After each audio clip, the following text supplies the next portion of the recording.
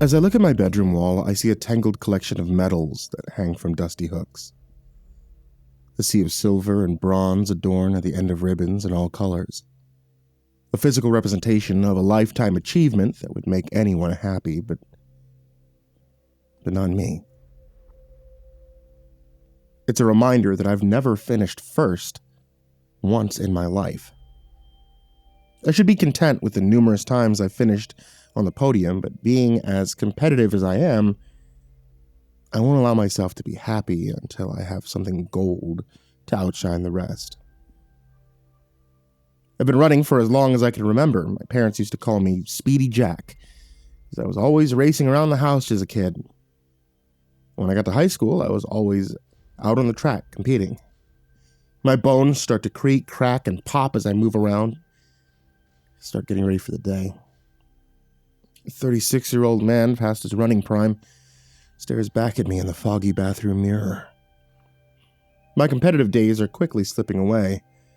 The thought of finally winning something gold is outpacing me. Images of x-rays flood my mind, and the life-altering echo of my physiotherapist explaining to me that my knees are done for, and that I should start slowing down or risk damaging them even further still rings in my ears. My attention is diverted when my phone vibrates and the screen lights up. I see a message from my old friend and running rival, Michael. "Hey, Jack, don't forget about the race this weekend. I can't wait to beat you like always," the text preview reads. I scoff out loud. Of course, I didn't forget. This is my favorite race of the year, the annual Hillsbury Fall Marathon. Nothing like running in the cool autumn breeze past forests filled with yellow and amber leaves. I've been training all year for this race. You could say I've been training my whole life for it. As for Speedy Jack, this will be my last chance to cross that finish line before everyone else, especially Michael. Little did I know, this would be the last race of my life.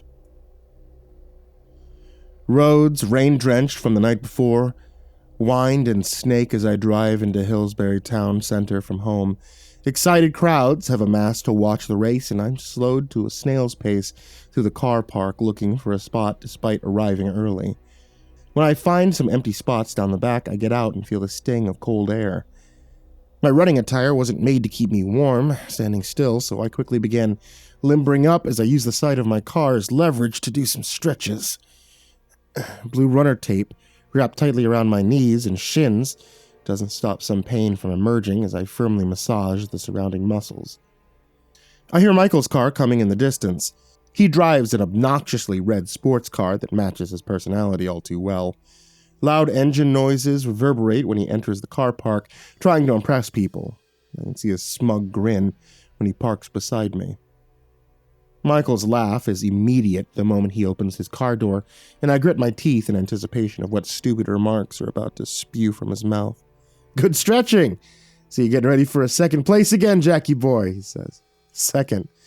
You're thinking of your ambitions," I say through a fake and bitter laugh. "Aren't you gonna stretch?" Shoving his hands deep in his pockets, moving his arms around like he's searching for something, he pulls out a balled-up hand. When he opens it, I see a bunch of little white pills in the center of his palm.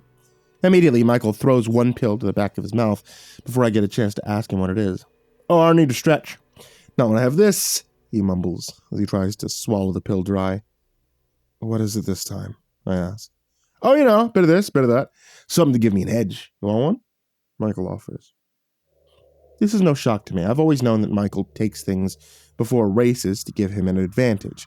Anyone else would probably report him, but to me, he's a toxic friend that I put up with because I've run with him for almost a decade, and it's easier to put up with him than come to these things alone. "You know I don't cheat, Michael. I want my win to be real," I say condescendingly. "Real? Come on, Jack. This isn't the Olympics. No one's going to drug test. Would you want to get your first win against me?" "Here, in case you change your mind while you're looking at my back in the race," Michael jokes, as he shoves some of the pills into my left pocket. Red anger flushes my face because despite hating the idea of cheating, I hate the idea of him beating me again even more. I open my mouth to tell him I don't want anything to do with these pills before I'm interrupted by the race announcer over a megaphone, calling for all runners to head to the starting area. "Oh, baby, these are good ones. I can feel it already," Michael says, excitedly as he starts running out of the car park. I almost can't hear him yelling, "Just remember, it's important only to take 1 per hour. Be waiting for you at the finish line," as he starts putting distance between us. Tapping my pocket and feeling the pills at the bottom, I sigh in annoyance and start running in the same direction. But I regret not throwing them out there and then. The starting area is located on the main road of Hillsbury. They've painted a big, bright, colorful square for all of us to stand in, flanked by barricades separating the race from the roaring fans. Looking around, I start to size up the competition. There are many strong-looking athletes, both men and women, maybe 50 in total. Many faces I recognize that I've beaten before, but also many new faces. That doesn't fill me with confidence, but I take a moment to close my eyes and focus on breathing, clearing my mind, and preparing to give it my all. I come back to reality when I hear the countdown begin over an old buzzing megaphone, and my heart begins to beat faster as the announcer holds up the firing gun while everyone assumes their starting positions. I can see Michael in my periphery, lazily just standing there like he has not a care in the world. The gun fires with a thundering crack, and everyone starts moving differently. I take it easy, as this is going to be a long race, but fast enough to overtake a handful of slower runners in front of me. Looking ahead, I can see Michael is a couple of places in front of me. He always starts strong and somehow maintains this momentum the whole race. Is he really that good? Or is it the pills? I think negatively. Distracted by my jealous thoughts, I trip over an unseen part of the road and stumble, trying to regain my balance on the wet asphalt. I fall and I land hard on my knees and hands. Many runners start to pass me as I pick myself up and fight the pain of my newly acquired bleeding scratches. I grit my teeth in frustration and hold back tears from forming in my eyes as I start to push myself to make up for the valuable time and positions I've lost. 20 minutes passed, and I've reclaimed most of the places I've lost at the expense of my legs. My calves and ankles are starting to burn with the buildup of lactic acid, and I know I need to slow down and maintain my energy, otherwise I'd burn out well before the finish line. Counting the runners in front of me while keeping watch of the road so I don't make another mistake, I see 9 ahead of me. It's hard to not feel discouraged about being in 10th place, but I know there's still plenty of road to go. Michael's in 2nd place, and I can see him turn his head and look back for me. He gives me another one of those smug grins when his eyes find mine, before quickening his pace and overtaking the runner in 1st place. There's no way I'm losing to Michael again. Clouded with outrage, I shove my hand deep into my pocket, desperately searching for pills I hope didn't fall out during my trip. Without a second thought, I pull one out and shove it into my mouth. It takes a lot of effort to keep up with the pack and Michael for the next 5 minutes while I wait for the pills to kick in, but then I start to feel the pain in my legs ease. My ankles feel loose, my heels bounce off the pavement with a spring in my step. My breathing becomes steadier, my heart rate slows. Wow, is this really why Michael has won so many races, I wonder? Guilt starts to set in, but I push it aside with excitement. I feel better now than when I started, so I increase my speed and overtake many of the racers before me. There's just one person between myself and Michael now, and I'm quickly gaining on both of them. The 2nd place runner, dressed in all blue, starts to slow down as they reach for a water bottle on the sideline. We've all been running for a long time now, and everyone's tired and dehydrated. I consider using a few seconds to go for water, but while feeling good, I take the opportunity to pass. Now in 2nd place, I can see the remaining distance between Michael and me, and I know what needs to be done. Slowly gaining on Michael, I start to feel the pain come back in my legs. The blood from my previous wounds leak as my breathing quickens, and I start to sweat profusely. The loud sound of my short, fatigued breaths reaches Michael's ears, and he turns to see me with much surprise. "Look, you decided to join the Winners Club!" shouts Michael. I think about responding with something annoyingly humorous, but my calves are painfully tight. It's starting to burn. As I push through the pain and wipe a waterfall of sweat from my forehead, I notice Michael is giving it his all to keep the lead, and he starts pulling ahead even more, and anxious thoughts begin to flood my mind. Is Michael really this good? Or did he take another pill during the race? He must have. There's no way he could still be going at this pace. I have to beat him. I have to do everything I can to win this race. As he turns the bend in the road of Hillsbury, I know there's about 30 minutes left in the race, and I desperately shove my hand in my pocket again for the pills, feeling the last 3 and without hesitation or intelligent thought. I throw all of them to the back of my mouth and take a big swallow, which makes the dry pills stick to the side of my throat, frantically swallowing multiple times to force them all down. This time, the pills kick in much quicker, and I assume this must have been what Michael did to keep ahead of everyone else. Strangely, though, I notice Michael starts to slow down, and I finally take the opportunity to pull up alongside him. His face is stunned when he notices me smiling and running with ease. "See you at the finish line," I say ecstatically. My feet smash the pavement with determination I've never felt before. I can already picture myself crossing the finish line, and now nothing is going to stop me. My thoughts are disrupted when I hear Michael shouting from behind. "What the hell, did you take more than one, Jack? That's not safe!" But I can't wipe the smile from my face. This is my time to win. I take in the surrounding beauty of Hillsbury, leaf-covered forest floors saturated with colors of marigold and tangerine. Sounds of a nearby stream slowly flood by, and the trees sway and groan in the wind now that it's not drowned out by the roaring sound of stampeding footsteps around me. All of a sudden, I feel an agonizing, stabbing pain and hear a loud crack from my left leg. I look down and notice something very strange. My legs are a deep shade of bluish purple. My veins are bulging out, and I can see the blood pulsing through them. Reaching down to feel my calves, I'm shocked. They're solid as a rock. The sharp stabbing pain returns, and my run briefly turns to a skip before regaining my balance and continuing.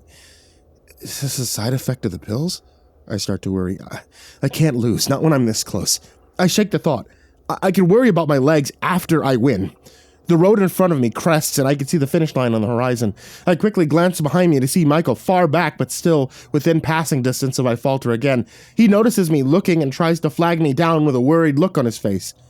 I ignore him, as he's probably just trying to slow me down to catch up. I give every bit of energy I have while I still can. This doesn't last long, though, as the pill's effects start to diminish rapidly.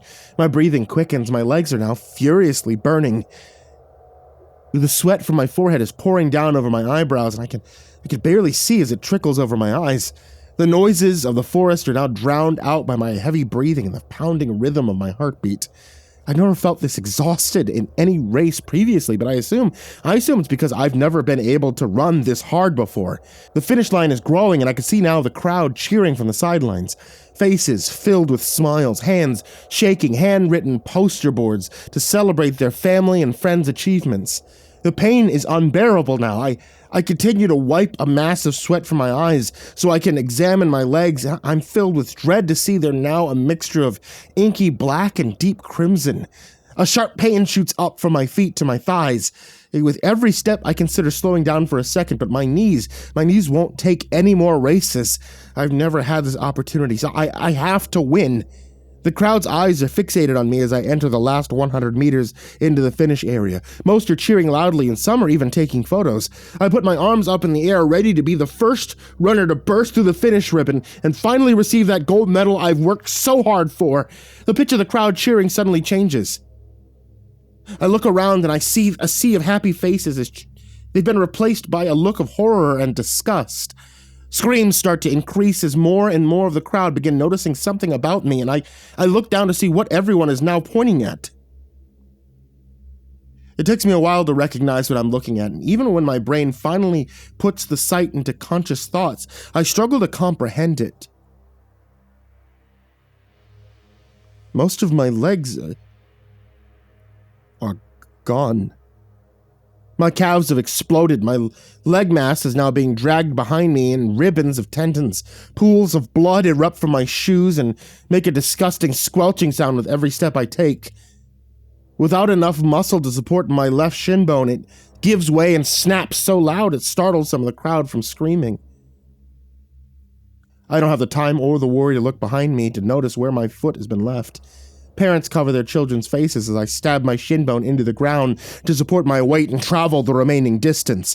Fighting through my tears and the excruciating pain, I still have my arms in the air as I hobble through the finish banner while leaving a bloody trail. The blood loss sends my head into a woozy state, and the screams blur into the sound that I embrace his cheers again. A smile forms on my pale face, and I use all my strength to remain standing on my grotesque stumps. Winning. He's winning, I say.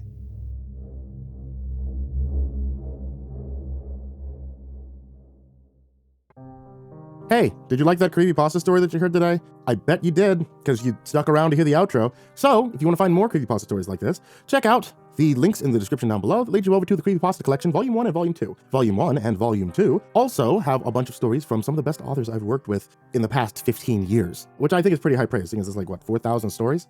That's right, 4,000 stories. Subscribe, you'll see them. But yes, 2 books available, Amazon, link down below, check them out. Also, I want to give a huge thank you to everybody on this list of Patreons. Some of these amazing folks are Diana Kraus, AcidSystem, Blake Rattler, Brandon Mendoza, Brenna Crow, Caltuna, ChicagoHitman, CoryxKenshin, CrusaderChocobo, Dakota Best, Daniel Poulsen, Dante Kinkade, Enchanted Buns, Estebean, Hades' Nephew, himbojerry, hourminsec time, Ingegerd Solstrom, Jay Kearns, Jadis Pet, McMog, Mr. Marcus Blitz, Psychomel, Plant Piz, Red Shadow Cat, Remember the Sun, Salty Surprise, Samara Lynn, Seclude, Simba's Bloody Mojo, Sky Harbor, Smiley the Psychotic, Sully Man, Tully Sue, Team Leo 76, The Demented Voice in Your Head, The Chavez Brothers, The Ginger Bros, Tommy Walters, Viceroy Scorn, William Wellington, Your Bro Keegan, Zabub, and Shadow Gardens. A huge thank you to you guys, everybody who shows up in the description down below, and as always, folks, sweet dreams.